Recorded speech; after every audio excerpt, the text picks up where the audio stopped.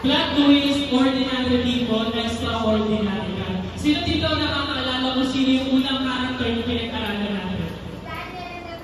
Daniel and the Three Friends. And yung last Sunday. Ngayon, dadako na ngayon tayo sa ating pangatlong character, pangatlong topic natin. Again, meron tayong apat, di ba? So, kapag nakumpleto nyo yung sticker, meron kayong reward or meron kayong gift sa akin. And, pero bago tayo mag-start, tanong ko muna sino dito ang marunong lumakoy? Taas kamay. Kayo? Okay, sila. So, sana all. Bakit? Kasi magsisimula ako sa topic natin sa isang kwento about swimming. Okay? So, pakinggan nyo, meron daw isang lalaki. Meron isang lalaki. Okay? Ito, true story. Meron isang lalaki na passion niya talaga yung pag-swimming. Okay? Na kumbaga parang araw, gabi, hapon, tanghalian, talaga nagsiswimming siya, talaga binibigay niya yung best niya para makapag-practice sa swimming. Na kumbaga parang umaga, tanghali, gabi, practice lang, swimming lang, araw-araw. Ngayon, dahil practice siya ng practice ng swimming, naging confident itong lalaki na to sa kanyang swimming skills. Na talaga parang sabi niya, gusto niyang i-test yung swimming skills niya, yung competency niya, at ang ginawa na itong lalaki, naghanap siya ng swimming competition sa lugar nila. At luckily, fortunately, may nahanap itong lalaki na to na swimming competition. And then sumali siya doon, nag-register siya doon, at maraming buwan bago yung pinaka-competition, nag-practice pa rin siya. So parang praktisado na siyang swimmer, nag-practice pa rin siya, naglalaan siya ng 10 oras kada araw na mag-practice araw-araw sa pag-swim. And then, dumating na itong competition day, na kung saan maraming mga tao, maraming mga atleta, maraming talagang mga pro swimmer or pro athlete siyang kalaban. And then, pagka putok nung baril, tumalon agad sila, nag-dive agad sila doon sa tubig. And then, itong swimming competition na to, parang sa lawa. Hindi siya parang sa ganyan, parang sa Olympics, pero sa lawa siya. So, ibig sabihin, mas malawak, mas malalim, at yung ruta ng kanilang swimming competition, para siyang paikot. So, nandito yung start, and then paikot sila hanggang sa finish line. Ngayon, pumutok na yung baril, nag-start na sila, nag-dive na sila, nag-swim na sila. Siya yung nauna, kasi nga praktisado siya, di ba? Siya yung nauna, siya yung pinakamagaling, mas natatalo pa niya yung mga pro athlete, natatalo pa niya yung mga swimmer, yung talaga mga pro swimmer, professional swimmer. And then, habang paikot, nagdalaw siya. And habang paikot na, bigla siya nakaramdam ng pagod. Na tumingin siya sa likod niya, yung mga pro athlete, napakalayo sa kanya. So, ibig sabihin, sobrang galing talaga na itong swimmer. Habang paikot siya, bigla siya nakaramdam ng pagod, tapos bigla siya nag-isip-isip. Sabi niya, parang kanina ba ako lumalaban?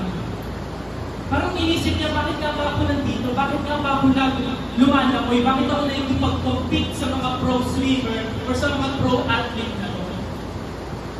And then ang nangyari, dahil tumigil siya ng konti, umagal siya dun sa pagliko, may nauna sa kanya. Talagang ang bilis mag-swim. So naunahan siya, nung nakita niya na may mauna sa kanya, binilisan niya din.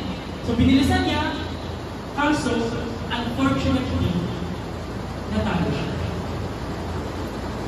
Siya ay second place sa competition. Na kumbaga parang meron na siyang chance, kasi sobrang galing niya eh. Meron na siyang chance na manalo ng champion. Pero nung konting pagliko, bigla siyang nabago, natalo siya. E di awarding na. Ito ang nakakagulat. Nung time na awarding, lahat ng taong mga nanonood, pinagkaguluhan, hindi yung champion. Pinagkaguluhan, yung second place. Ngayon, parang magtataka ka, bakit sa competition na to, yung second place yung sineselebrate? Bakit sa competition competition na to, yung second place, so parang talagang ini-interview nila, na talagang pinakausap nila, paano daw nangyari yun, paano siya naging second place. And alam niyo kung bakit, despite na kahit hindi siya yung champion, na second place lang siya, pero siya yung pinagkaguluhan ng tao. Kasi yung swimmer na yun, eto, si Tao Zhang, na kilala bilang China's armless swimmer. Ngayon, ito, second place. Talagang magugulat ka ikaw ba nun? Pag ganun. Talagang magugulat ka na ikaw, second place ka despite na wala kang kamay. Ano ang lesson dito, Kuya Lord? Ang lesson, minsan sa buhay natin, minsan sa mamumuhay natin, hindi lang sapat na ikaw yung champion. Minsan hindi lang tama, hindi lang sapat na ikaw yung number one. Minsan sa buhay, panalo ka. Kahit hindi man ikaw yung pinaka-the best, pero lumaban ka ng patas, binigay mo yung best mo, lumaban ka ng magtapat, panalo ka. Hindi man siya yung champion that time, siya yung pinagkaguluhan kasi lumaban siya na nakaayon sa kanyang lakas. Yun yung pag-uusapan natin this afternoon. Paano tayo lalaban na hindi lang tayo basta panalo, pero panalo tayo sa paraan ng Diyos. Nakasunod? Yan ang ating pag-uusapan. Paano ikaw at ako mananalo tayo sa buhay, sa pag-aaral, sa trabaho, o sa lahat ng aspeto ng ating buhay. Hindi lang tayo basta panalo, panalo tayo sa paraan ng Diyos. Kaya ang character natin this afternoon, si Joshua. Sabi ko na nag-regret si Keisha. This afternoon, pag-usapan natin si Joshua. Okay? Ngayon, mamaya tayo mag-awarding at parang dire-diretso tayo sa topic. So this, so mamaya tayo mag-awarding para dire-diretso tayo doon sa topic natin. Pero this afternoon, ang pag-aaral natin, paano tayo tuturuan ni Joshua na manalo, na hindi lang basta panalo, pero panalo tayo sa paraan ni Lord. Okay na yan? Good. So bago tayo mag-start, pray muna tayo. Ask tayo ng guidance kay Lord. Let's pray. Yan ang ating character for this afternoon, which is si Joshua. Pero kahit na lagi natin ginagawa, papakilala ko muna sa inyo, baka maybe yung iba sa inyo hindi kilala kung sino si Joshua, or baka hindi kayo familiar pagdating sa kwento ni Joshua. Si Joshua, ang ibig sabihin ng pangalan niya is God is Salvation. Okay? God is Salvation. So, yung sa pinag-aralan natin si Isaiah, na ibig sabihin, Yahweh is Salvation, dikit lang yun. Yung pangalan ni Joshua, pangalan ni Isaiah, medyo parehas lang sila ng root word. Kaya, sa pangalan ni Joshua, ibig sabihin din ng pangalan niya, God is Salvation. Pangalawa na matututunan natin kay Joshua, si Joshua ay kanang kamay ni Moses, which is yung iba sa inyo, binoto nyo kahapon. Okay? Si Moses si Joshua ay ang kanang kamay ni Moses. Si Joshua din ay kasama sa 12 spies na mabasa niyo sa Numbers 14. Diba nagpadala si Moses ng 12 na espiya para mag-spy doon sa Promised Land, kasama si Joshua doon. At ang pinakamahalaga na kailangan natin matutunan about kay Joshua, si Joshua ay isang military leader. Mabasa niya sa Exodus chapter 17. Kaya this afternoon, ang ating topic is si Joshua, and pag-aaral natin yung leadership ni Joshua, kung paano niya nilid, kung paano niya in-assist yung Israel patungo sa Promised Land. Okay? So yan ang trivia natin about kay Joshua. God is Salvation, siya ay kanang kamay ni Moses, isa siya sa mga 12 spies, at si Joshua ay military leader. Ngayon, ang tanong, ano ang context ng libro ni Joshua. Okay, kasi Genesis, Exodus, Leviticus, Numbers, Deuteronomy, pagkas ng Deuteronomy, Joshua na. Ano ang context? Ano ang background ng Book of Joshua? Ngayon, ang background ng Book of Joshua, ang Israel, malapit na silang pumasok sa Promised Land. Okay? Mag-ano lang muna tayo, mag-recap lang tayo. Kung maalala nyo, nag-promise si God kay Abraham na his descendants will be numerous as the sky and countless as the sands. And then, pangako yun ni God kay Abraham. And then si Isaac, and then si Jacob, and then dumami na ang Israel. And ang nangyari, sila kayo na-enslave sa Egypt. Okay? Pinahirapan sila doon. And then, tinawag ni God si Moses para iligtas ang Israel sa Egypt, palayo sa Egypt, at papunta ng Promised Land. Sa kwento ng Exodus, Leviticus, Numbers, Deuteronomy, kwento yan ng Israel papunta sa Promised Land. Pagdating sa Joshua, sila ay nasa labas na ng Promised Land. Natatanaw na nila yung Promised Land. Ang kailangan nilang gawin, pasukin yung Promised Land. Kasunod, yun ang context ng Joshua. At doon tayo magsisimula sa pagtawag ni God kay Joshua at sa pag-lead ni Joshua, sa pag-lead ni Joshua at pag-assist niya sa Israel, papasok ng Promised Land.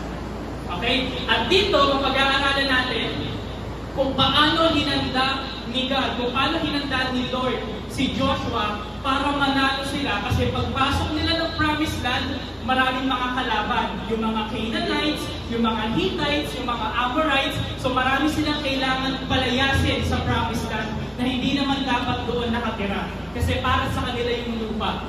Kaya sa Joshua chapter 1, which is yung topic natin this afternoon, titignan natin paano hinanda ni God si Joshua papasok ng Promised Land para sa laban sa Promised Land. Nakasunod po? Okay, kaya ang topic natin this afternoon is to win in God's way. Gaya na sabi ko kanina dun sa kwento natin ng swimmer, hindi lang basta dapat tayo lumalaban bilang Kristiyano, hindi lang tayo basta dapat nag-i-aim ng panalo bilang Kristiyano, pero dapat as a followers of Jesus, we aim to win in God's way. Kaya this afternoon, titignan natin ano yung plot twist ni Joshua. Nakasunod po? Yan ang pag-uusapan natin. Ano yung plot twist ni Joshua? Ano yung matututunan natin sa kwento ni Joshua para tayo ay manalo, hindi lang basta panalo, pero panalo sa paraan ng Diyos. Kaya this afternoon, meron tayong pag-uusapang 3 P. Okay? 3 P na kailangan natin lumaban. Kailangan kapag lumaban tayo bilang Kristiyano, kasama itong 3 P na ito. Ano yun, Kuya Dogs? Kailangan natin lumaban, win with God's purpose. And then win with God's promise. And then lastly, kailangan natin manalo sa prinsipyo ng Diyos. So kailangan natin ng purpose ni Lord, kailangan natin ng promise ni Lord, kailangan natin ng principles or prinsipyo ng Diyos. Sunod? Okay, good. So yan ang pag-uusapan natin this afternoon. Unahin natin, kailangan nating manalo with God's purpose. Anong ibig sabihin yun? Again, magsisimula tayo sa Joshua chapter 1. Ito yung pagtawag ni God kay Joshua. Sabi dito sa Joshua chapter 1 verse 1, now it came about after the death of Moses. So nakita niyo yung context. Malapit na sila, nasa labas na sila ng Promised Land.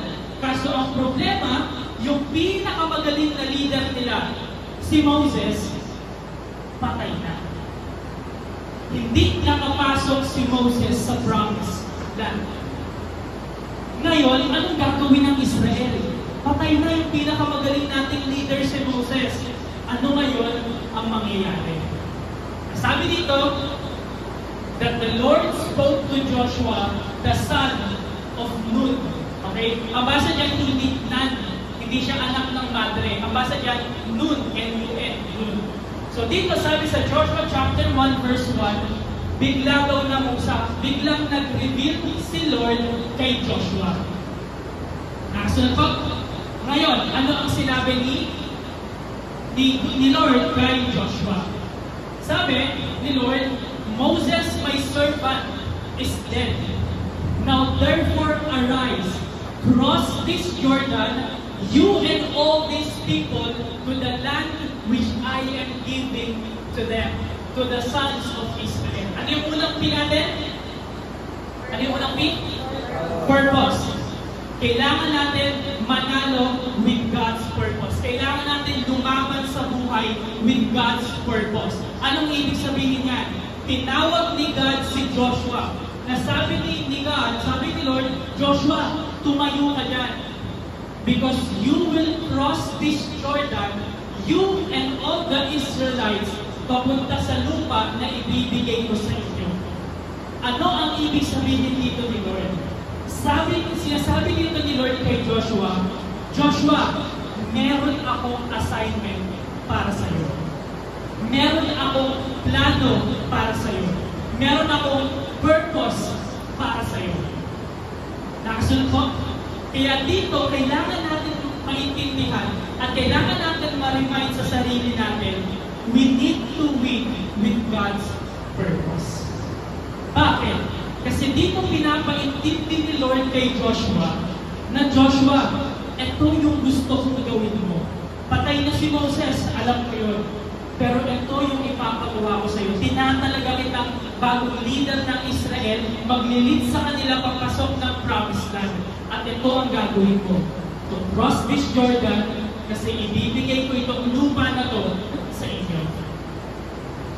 Anong ibig sabihin lang sa buhay ko, Kuya Bros?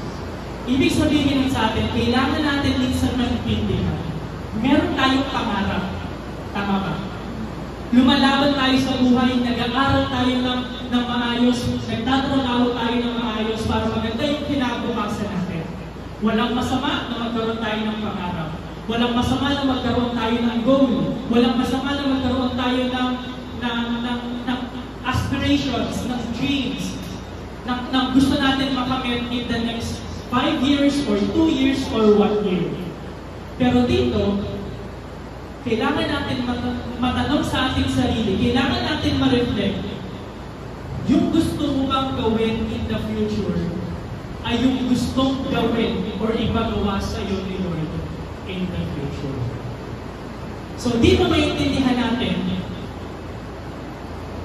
na pinapaintindi at nire-remind ni Lord kay Joshua, Joshua, ito yung gusto mo gawin mo. Ito yung assignment ko para sa iyo. At ganoon din sa atin. Tayo nag-aaral tayo ng maayos, nagtatrabaho tayo, meron tayong mga ginagawa sa ating mga personal na buhay. Pero ang tanong, ayan ba yung gustong ipagawa sa iyo ni Lord? Ngayon, kapag sinabi natin, ano nga ba gustong ipagawa sa amin ni Lord? Hindi ko ibig sabihin na kailangan lagi kang nasa church, kailangan naglilingkod ka sa church, kailangan tumutugtog ka, nagsasalita ka, or nag-handle ka ng children's ministry or youth service. Hindi ibig sabihin kapag sinabi natin kung ano yung gustong gawin sa iyo ni Lord is all about the church.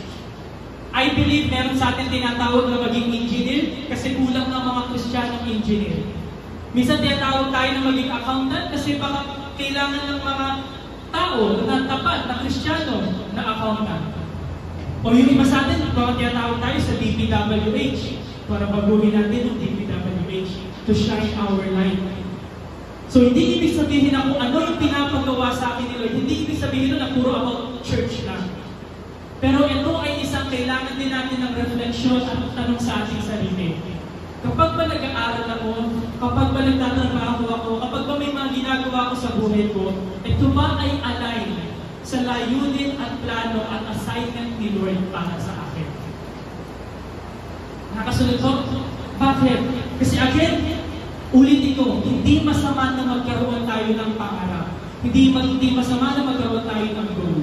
Pero ito ang sabi, many are the plans in a person's heart, but it is the Lord's purpose that prevails.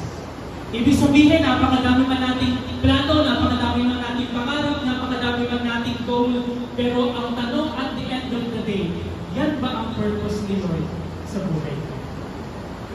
And maybe for some of us, di natin masasagot agad-agad some of us, hindi agad natin masasagot in the next 1 year or 2 years or 5 years. Because pursuing God's purpose is a journey. Hindi lang siya basta na isang araw, kailangan alam ko na kung ano layunin ni Lord. It is a journey. It is a relationship.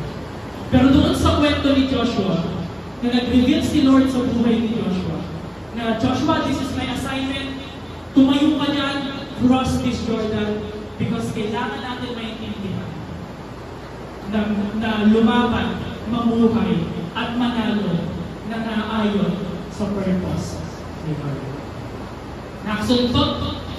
Ngayon, kapag naiintindihan natin na, ay, may purpose sa akin si Lord. So, ibig sabihin, may plano pala sa akin si Lord. May assignment pala sa akin si Lord. Minsan, ang unang pumapasok sa isip natin, yung mga malalaking bagay. Yung mga bagay na kung saan papaguhin natin yung mundo. Yung mga purpose na kumbaga, pupunta tayo sa Africa, tapos papakainin natin lahat ng mga nagugutom na bata doon, or lalaban tayo sa liberty, lalaban tayo sa justice. Minsan, kapag naintindihan natin na may purpose si Lord sa atin, na may assignment si Lord sa atin, minsan, ang unang pumapasok, commonly, ang unang pumapasok sa isip natin, yung mga malalaking bagay, na kailangan natin baguhin yung mundo, kailangan na mapagaling ko lahat na may mga cancer, na kailangan masagot ko itong corruption, kailangan masagot ko yung flood control projects. Minsan yun yung mga naisip natin na common conception natin about the purpose ni Lord. Pero hindi ko sinasabi na hindi ka gagamitin ni Lord magpakain ng mga bata. Hindi ko sinasabi na hindi ka gagamitin ni Lord na baguhin yung mundo. Hindi ko sinasabi na hindi ka gagamitin ni Lord para lumaban sa hustisya, lumaban sa mga naaapi. Hindi ko sinasabi yun. Pero it is a reminder na minsan yung purpose ni Lord sa atin, nag-i-start sa simplicity. Nag-i-start siya sa maliit na bagay. Ano mo ibig sabihin nito? Yung mag-pray ka lang araw-araw, purpose ni Lord na para sa'yo. To pray without ceasing. Yung magbasa ka lang ng Bible, i-meditate mo yung salita ni Lord, i-apply mo yung salita ni Lord, purpose na ni Lord para sa iyo. Yung umattend ka ng church, makasama ka namin dito for fellowship, purpose ni Lord sa iyo. Yung mag-submit tayo sa authorities, yung mag-submit tayo sa government, kahit sobrang hirap, purpose ni Lord para sa iyo. Ano ba? Yung magiging good example, yung maging patient ka lang, maging joyful ka lang, maging gentle ka, in all aspects of your life, purpose ni Lord para sa iyo. Yung magpakumbaba tayo, yung maging selfless tayo, purpose ni Lord yun. Yung magbigay lang tayo ng encouragement sa mga kasama natin na maybe nag-i-struggle sa family, nag-i-struggle sa school, nag-i-struggle sa ministry, nag-i-struggle sa work. Yung pag-encourage lang natin sa isa't isa, purpose na ni Lord para sa atin. Ano ibig sabihin nito? Minsan yung concept natin ng purpose ni Lord kailangan malaki. Pero yung maliliit na bagay, minsan natin neglect natin. Kaya yung purpose ni Lord, it starts with simplicity. At doon natin makikita na kumbaga kapag tayo pinalay natin yung sarili natin sa purpose ni Lord, dumaan tayo sa mga testing and circumstances ng life, masusustain ng purpose ni Lord tayo doon sa mga difficult circumstances. Bakit? Tignan niyo si Job. Ang dami pinagdaanan ni Job, pero inalign ni Job yung sarili niya sa purpose ni Lord. Tignan niyo, at the end of his life, kung anong prayer ni Job. I know that you can do all things, and that no purpose of yours can be thwarted. Doon naiintindihan ni Job na Lord, ito yung may plano ko, ito yung pangarap ko, ito yung palalagayan ko, Lord, pero nung nakita ko yung layunin mo para sa akin, I know, Lord, you can do all things. Walang layunin mo, Panginoon, ang siyang masisira. So mahirap man, I know, Father, you have a purpose. Kaya dito, sa unang point natin, sa kwento ni Joshua, sa pagtawag ni Lord kay Joshua na maging leader ng Israel, kailangan nating manalo. Kailangan nating lumaban with God's purpose. Nakasunod po? Okay. Pangalawa, anong kailangan natin? Kailangan natin lumaban, kailangan natin manalo with God's promise. So dito, tinawag na ni Lord si Joshua, tumayo ka dyan, cross this Jordan, and I will give you the land, you and to this people. Ngayon may layunin si Lord, may assignment si Lord para sa iyo, para sa akin, para sa ating lahat. Pero ito ang good thing, hindi tayo iniwan ni Lord. Meron tayong assignment kay Lord, pero hindi si Lord yung parang master o yung boss na, ito, gawin ko na yan, bahala ka na sa buhay ko. Pero kapag binigyan ka ni Lord ng purpose, binigyan ka ni Lord ng assignment, meron promise.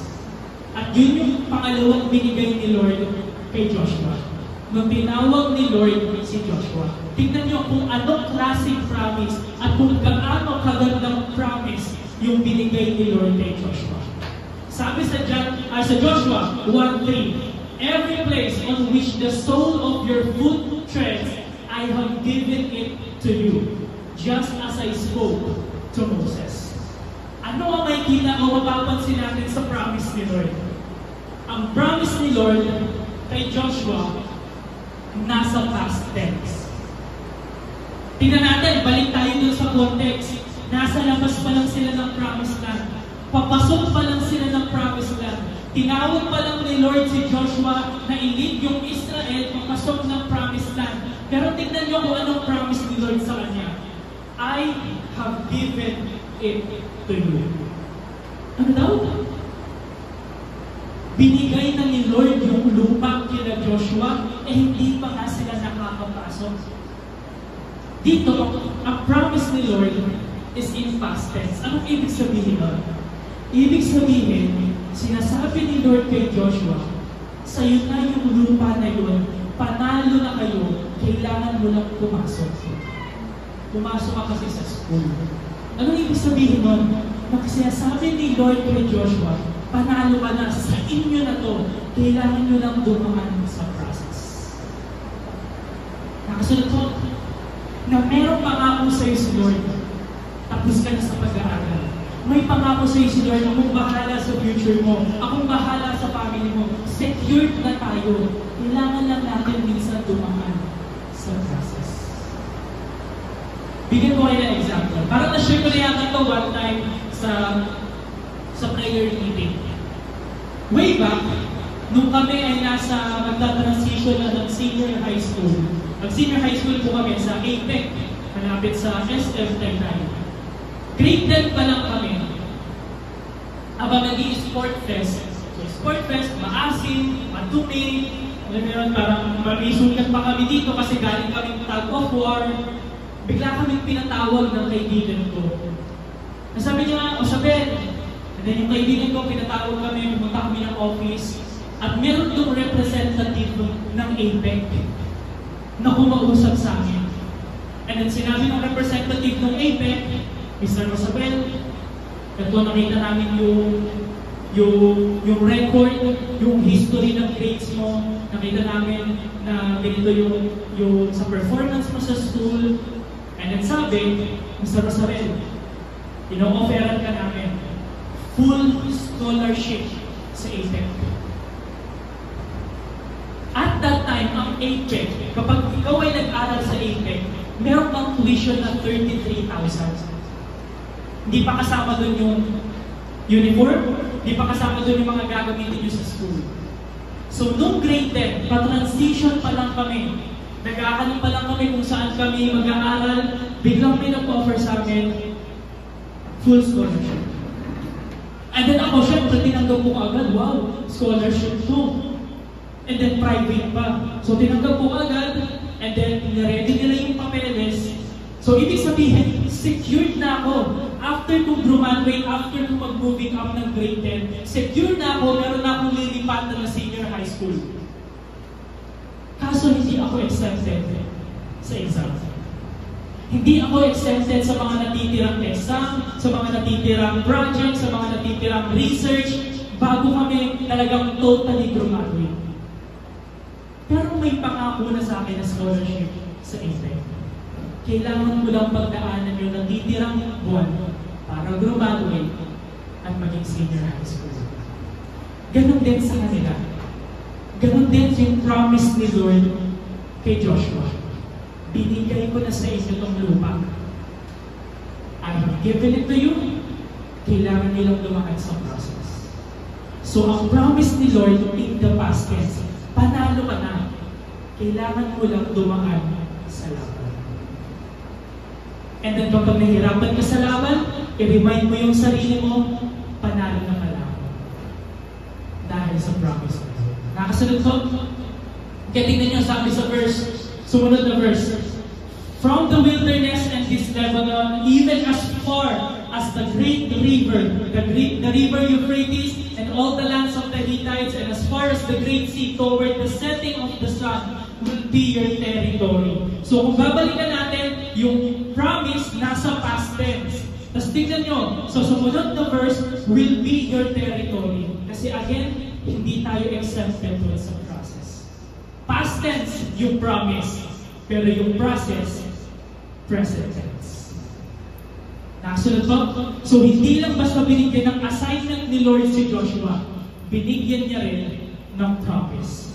At ito pa, yung promise ni Lord na nakaka-comfort, sabi ni Lord kay Joshua sa verse 9, no man will be able to stand before you all the days of your life. Just as I have been with Moses, I will be with you. I will not fail you or forsake you.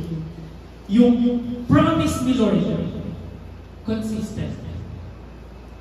Yung promise ni Lord kay Moses, gagamitin kita na iligtas itong Israel out of Egypt at papunta ng promised land.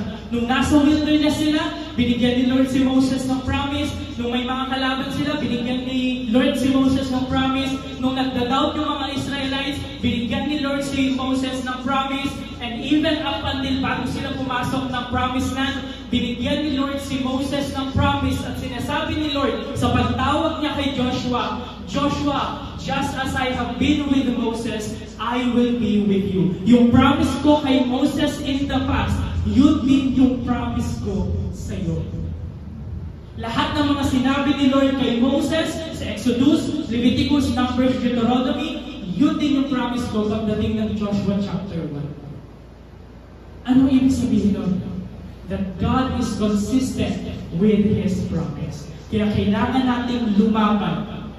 Kailangan nating manalo sa buhay kasama ang promise ni Lord. Nakasunod po? So meron tayong layunin, meron tayong purpose. Pero hindi doon natatapos. Meron tayong promise. Yung promise ni Lord, pinag-usapan natin kanina, in the past tense. Ngayon, God is promised. God is consistent with His promise. And then this is one of the reality na talaga maiintindihan natin kapag lumalakad tayo kay Lord. Is yung consistency, yung faithfulness ni Lord in the past. And maybe alam ko, na-share ko na sa inyo to one time, na kapag inalala natin yung faithfulness ni Lord in the past, it will help us to trust Him in the present and in the future. Bigyan ko kayo ng example. One time sa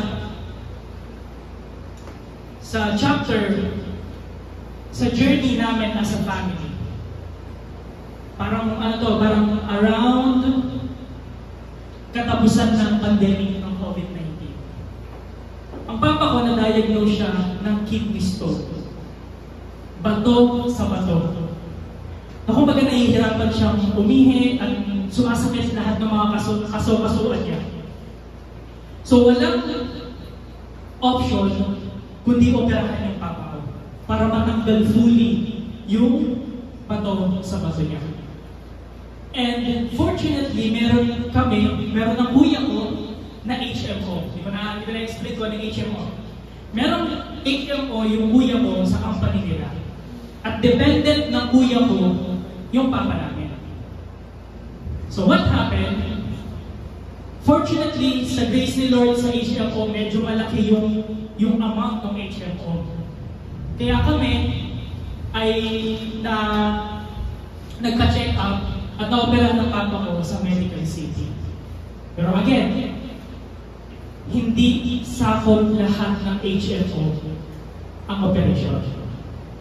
Merong sagot ang HMO sa doktor, may sagot ang HMO sa operation, sa lahat ng mga gagamiting equipment, pero hindi lahat sagot ng HMO. So dahil medyo critical yung yung kalalagayan ng aking father that time, na kailangan niyang tusukin dito, kailangan niyang maoperahan, kailangan niyang magstay sa ospital ng napakadaming linggo, napakadaming araw, dumating sa point na hindi na sapat yung HMO, yung amount ng HMO, pagtugon dun sa pagtugon sa at pag-cover ng mga expenses namin sa ospital. So maybe, pagkakaalam ko parang around meron kaming mga excess na 11,000 that time. Ito ang twist. Dahil na ospital yung papa ko, wala siyang trabaho, walang income. Dahil na ospital yung papa ko, sasamahan siya ng mama ko, wala rin siyang income. Ang may trabaho lang sa amin that time, kuya ko. Ako wala akong trabaho that time. Pagkakalam ko parang tinatry namin kung kaya namin mag full-time ministry that time. And then, lahat ng expenses namin, lahat ng bills, kuryente, tubig, upa, lahat yun sagot ng papa ko, ay sagot ng kuya ko. So, hindi kaya maibigay agad yung pangangailangan namin sa pambayad ng 11,000 na excess sa ospital. And at that time, dahil wala akong trabaho, so medyo positive tayo dapat, sige, ipag-pray ko. Ipag-pray ko, Lord, alam mo po, Lord, na nakikita niyo yung sitwasyon namin. Alam mo po, Lord, na nakikita mo, tinatry ko namin mag full-time ministry. Ang pinagkapitan ko lang that time, Lord, I know na para sa iyo po itong ginagawa namin. And I know na ikaw po bahala sa pangangailangan namin. Nung parang nagpa-full-time ministry kami that time, meron kami mga nire-reach out ng mga kaibigan, meron kaming fellowship ng mga kaibigan namin. Ang prayer ko lang lagi, Lord, aalis po ako, mag-ministry po ako, Lord. Ikaw na pong bahala sa family ko kapag naiwan ko sila pansamantala. Sa lahat ng kakainin nila, sa lahat ng mga bills at expenses nila. Basta I know, Lord, if I seek you, your kingdom, your righteousness, all these things will be added unto me. Yun lang. And then what happened? Again, lahat ng expenses sa bahay sagot ng kuya ko. And then ito na. Kailangan na namin magbayad. So, niready na lahat ng mga papeles, niready na lahat ng parang basta yung tawag dun sa lahat ng mga kailangan yung bayaran. Ang nangyari, tumawag yung mama namin sa amin na anong kailangan natin gawin kasi kailangan itong mabayaran, may sagot ng HMO. And that time, sabi lang parang plano namin that time, ano na lang siguro, bayaran natin kung ano yung kayang bayaran ng HMO. Tapos mag-stay tayo sa hospital ng konti para medyo makapag-ipon tayo, mabayaran natin yung 11,000. Kaso mag-i-stay kayo sa hospital, medyo may charge ulit yun, pero bahala na, kaya natin habulin yan. So, ganun yung plano namin. So, Friday, parang Friday, Saturday yata yun. Lumaman na, bumaba na ng room yung mama ko. Pumunta na siya sa counter, pumunta na siya sa cashier. And then, nilatag niya na yung mga kailangan, yung papeles, yung HMO ng papa ko, mga ID. And then, binigay niya na dun sa cashier, binigay niya na dun sa counter. At ang pagkakaalam ko nito, pagkakatanda ko, nag-preach ako that time para meron kaming fellowship. So, nagsishare ako nun. Hindi ko alam kung ano nangyayari, hindi ko alam kung anong update. Basta nagsishare ako nun sa fellowship namin. And then, habang yung mama ko nasa hospital, magbabayad na siya. And then nakita ng cashier, nakita ng counter. Ma'am, meron po kayong 11,000 na excess, ano po ang gagawin natin dito? So, in-explain ng mama ko yung plano namin. Bayaran nyo na po lahat kung anong kayang bayaran ng HMO. Tapos mag-stay po muna kami, sabulin na lang po namin yung bayad or mga kailangan namin bayaran. So, nakita ng cashier yun. And sabi ng cashier, sige ma'am, titignan ko po ito. Diyan ka lang po, babalikan po kita. So, umalis yung cashier. Tapos meron siya mga ginawang papeles, meron siya mga ginawang proseso na hindi namin naintindihan. And then parang bumalik siya around 5 to 10 minutes. Ito ay base sa kwento ng mama ko. Bumalik siya 5 to 10 minutes. And then sabi ng cashier, "Ma'am, ito na po yung mga papeles niyo. Yung 11,000 excess, bayad niyo po yan." Eh yung mama ko mahiyain, kagaya ko. Para may pinagmanaan. Hindi na siya nagtanong. Nagulat siya, siguro nahiya siya, hindi niya alam kung anong mixed emotion na naramdaman niya. Basta nung narinig niya, "Ma'am, bayad na po yan." Kinuha niya yung papeles, and sabi sa kanya ng cashier, "Pwede na po kayo makalabas ngayong hapon." Again, hindi ko to alam. Nalaman ko lang to pag-uwi ko, parang kinagabihan pa. Umalis yung mama ko, pumunta siya sa room namin ng papa ko, binalita niya. Then nag-chat sila sa GC namin, nabasa ko na yun, parang after ng fellowship namin, after ko mag-preach that time. And then, after nun, niyaya ko ng kuya ko, pumunta kami sa medical city, and then umuwi kami. Kasama yung mama namin. And even up until now, hindi namin alam kung sino yung nagpapel. Even up until now, hindi namin alam kung sino yung sumagot. Hindi namin tinanong, hindi namin hinabol. But we know ito lang. He who promised is faithful. Up until now, parang mga around 2021, 2022 yun, parang 2 years, 3 years na ngayon, up until now, di namin alam kung paano yun nabayaran. But we know, He who promised, God is faithful. That's one of the reality, na kumbaga hindi lang tayo basta may layunin sa Diyos, na hindi lang tayo basta may assignment, pero luwalaban tayo sa buhay, kasama yung promise ni Lord. At nag-promise ni Lord, He is faithful. Nakasunod po. Ngayon kapag na-experience nyo sa buhay nyo, I tell you this, God's promise makes you courageous. Biglang sinabi ni Lord kay Joshua, "Be strong and courageous." So naiintindihan ni Joshua yung promise ni Lord sa kanya. It is in the past tense. Naiintindihan ni Joshua yung promise ni Lord sa kanya. It is consistent. And then yung promise ni Lord kay Joshua makes Joshua courageous. Tumapang si Joshua. At ganun din tayo. Kapag nakita natin, na-experience natin yung pangako ng Diyos, yung faithfulness ni Lord, tatapang tayo bigla. Lalaban tayo, lalakad tayo sa buhay, strong and courageous, because God who promised is faithful. Kaya tingnan nyo, sa huling buhay, medyo magpa-fast forward tayo. Diba nasa Joshua chapter 1? Fast forward tayo sa Joshua chapter 23. Parang mamamatay na dito si Joshua. Pero tingnan nyo yung binigay na speech ni Joshua sa Israelites. "Now behold, today I am going the way of all the earth, and you know in all your hearts and in all your souls that not one word of all the good works which the Lord your God spoke concerning you has failed. All have been fulfilled for you, not one of them has failed." Ano na-realize ni Joshua sa promise ni Lord? Walang nag-fail. Lahat na fulfill. Minsan kasi ang problema sa atin, hindi yung timeline ng pag-fulfill ni Lord ng promise niya para sa atin. Minsan, ang problema, yung pagkapit natin, yung pagbitaw natin sa promise ni Lord para sa atin. Ulitin ko, minsan ang problema natin, hindi kung kailan tutuparin ni Lord yung promise niya para sa atin. Ang problema, kung hanggang saan tayo makapit or kapag bumitaw tayo sa promise ni Lord para sa atin. And we know, God who promised is faithful.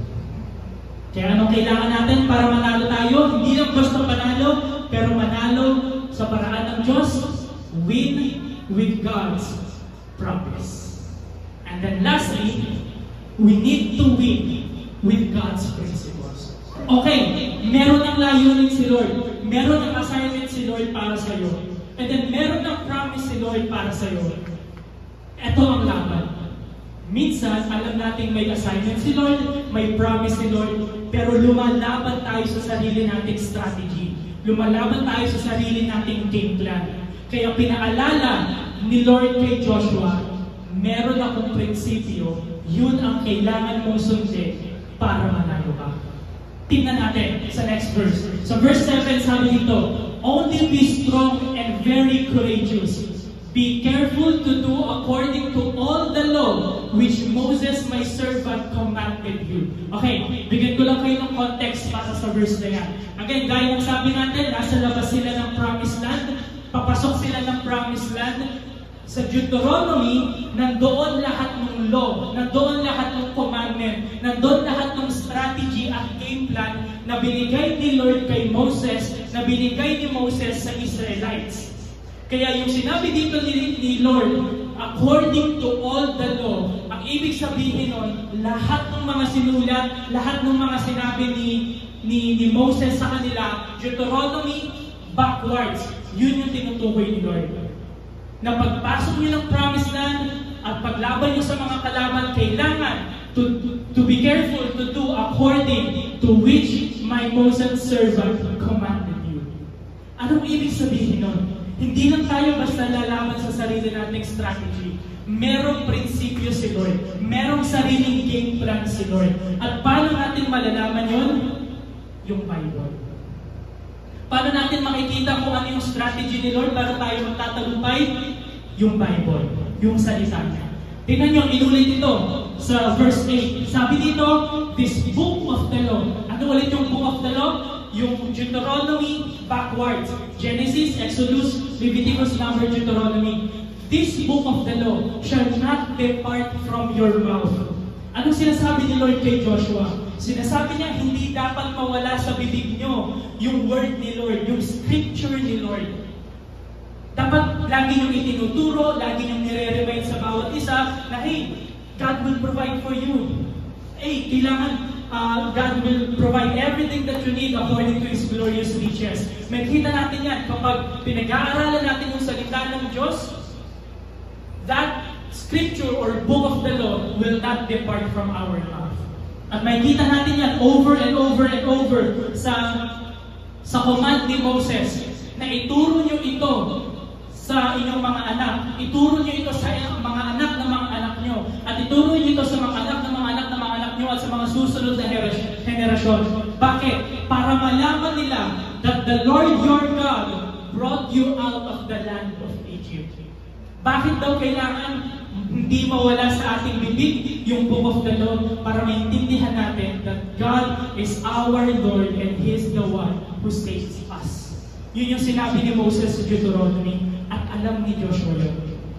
Kaya sinabi ni Lord kay Joshua, this book of the law shall not depart from your mouth. Pero hindi lang yun. Ito ba, kailangan i-meditate mo rin araw-araw, gabi-gabi.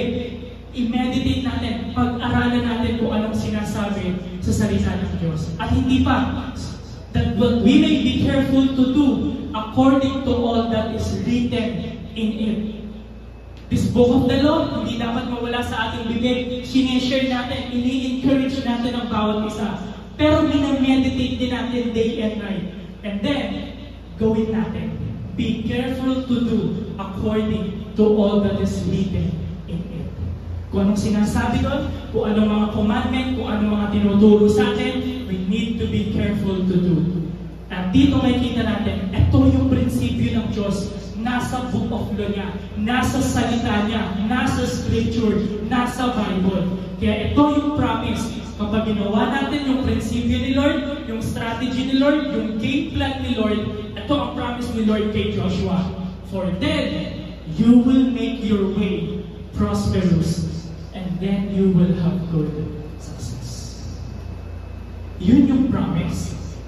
Kasi sa atin, nakakatem na kapag gusto natin ma-promote, tatapakan natin yung ibang tao. Kapag gusto natin na magandang damit, magnanakaw tayo sa flood control project. Kapag gusto natin magkaroon ng magandang kotse, nakaw tayo sa kaban ng bayan. Pero dito sinasabi ni Lord, tayo bilang Kristiyano, paano tayo magkakaroon ng success? Dikit tayo sa salita ni Lord para sa atin. Bigyan ko kayo ng example. Alam niyo yung principle na go the extra mile?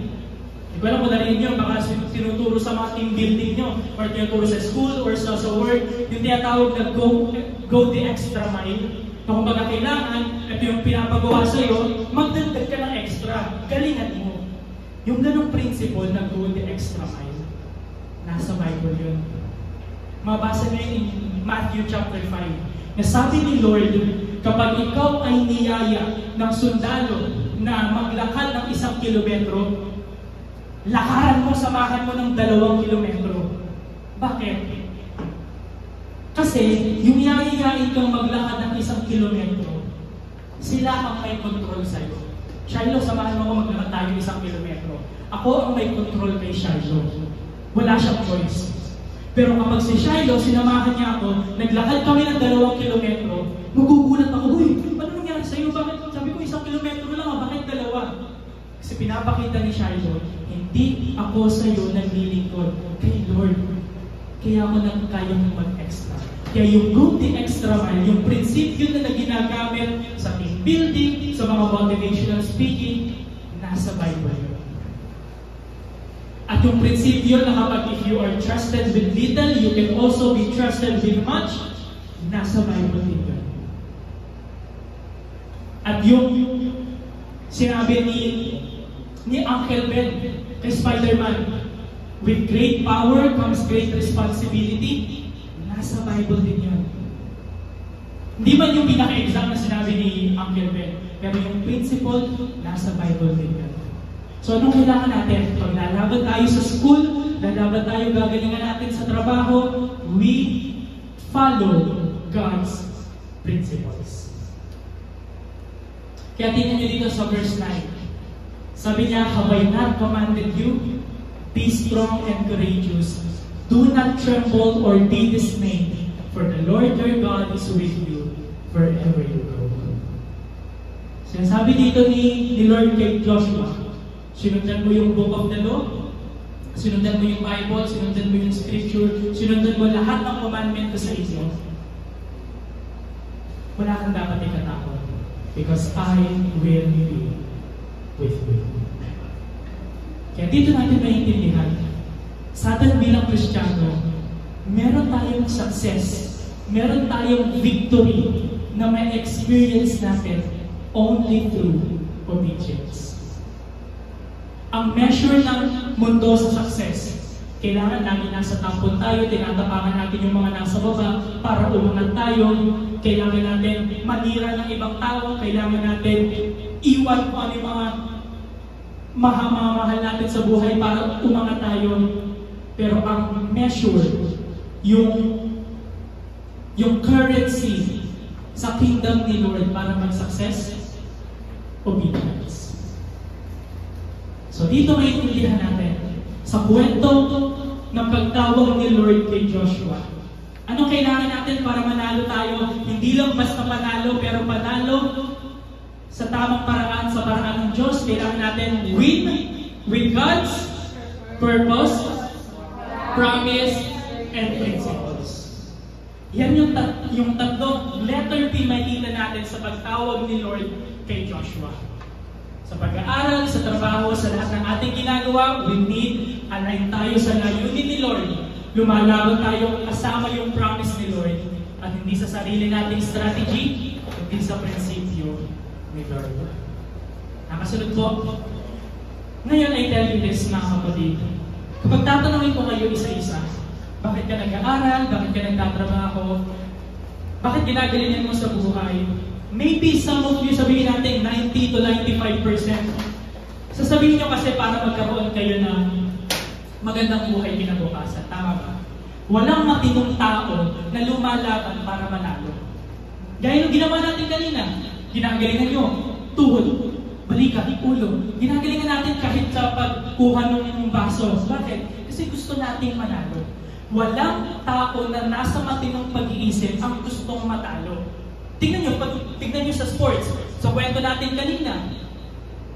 Makikita natin itong mga athlete na to, itong mga professional athlete na to, nagpe-prepare sila kahit saang aspeto ng buhay natin, sa sports, sa entertainment, sa business, sa medicine, lahat tayo ginagalingan natin. Bakit? Kasi ayaw nating matalo. Walang tao na lalaban or pupunta ng digmaan na gusto niyang matalo siya. Wala ni isang tao na pupunta sa digmaan na okay, barilin niyo ako sa ulo. Walang ganun. Tayo gusto nating manalo. And I tell you this, hindi against si Lord sa pagkapanalo. Yan ang kailangan natin maintindihan. Hindi against si Lord sa pagkapanalo. Tingnan niyo sa John 15:16. You did not choose me, but I chose you, and appointed you that you would go and bear fruit. Ano ibig sabihin nun? Kahit si Lord gusto niya fruitful ka, kahit si Lord gusto niya successful ka, kahit si Lord gusto niya masagana ka sa buhay. Kaya may yung John 10:10 that He will give you an abundant life. Hindi against si Lord sa success mo. Ang problema lang minsan, lumalaban kasi tayo sa sarili natin.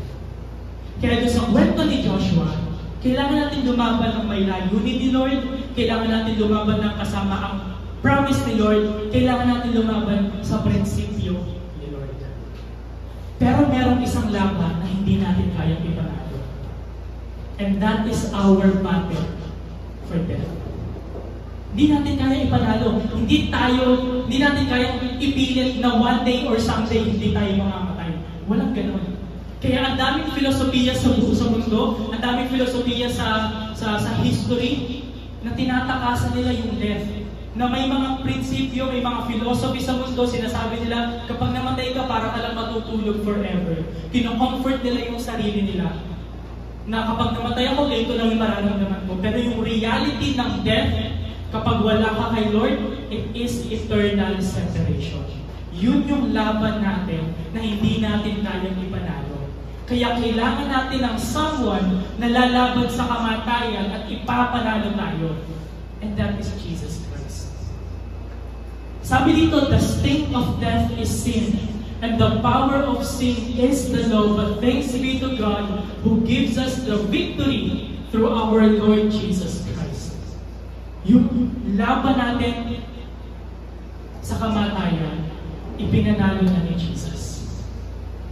Yung laban natin sa pinaka-greatest dilemma ng tao, which is death, na ipanalo ni Jesus. And alam ko, na-share ko to sa inyo. Bakit confident tayo na si Jesus ang magliligtas sa atin? Kasi napatunayan niya sa resurrection.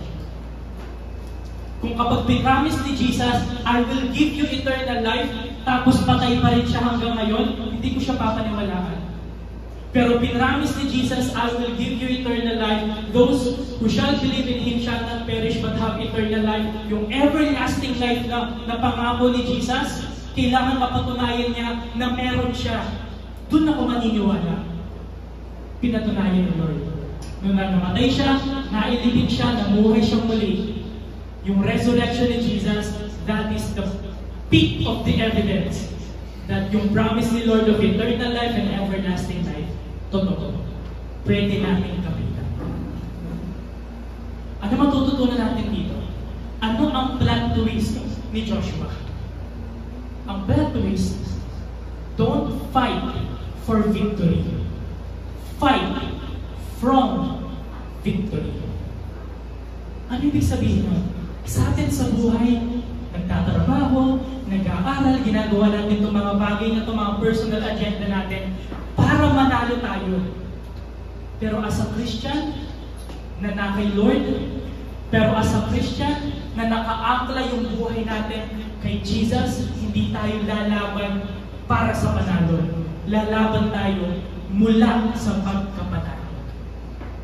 That we have won the victory because He won the victory for us. Actually to, kaya bilang Kristiyano ang plot twist natin, ang practice natin, hindi tayo lalaban para manalo. Lalaban tayo galing sa pagkapanalo. Kaya sinabi ni Jesus, it is finished. Tapos ang boxing. Kaya black ways, don't fight for victory. Fight from victory. Kailangan natin manalo with God's purpose. Kailangan natin manalo with God's promise. Kailangan natin manalo with God's principles. Hindi tayo lalaban para manalo, kundi galing sa pagkapanalo. Okay po? Okay, sige. Let's pray.